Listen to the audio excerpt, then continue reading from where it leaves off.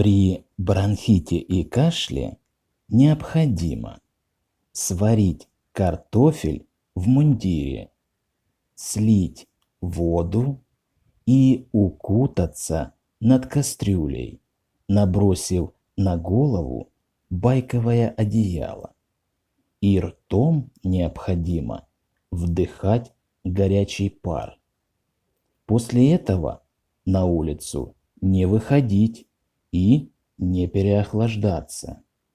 С вас подписка на канал и, конечно, лайк. Мне будет приятно.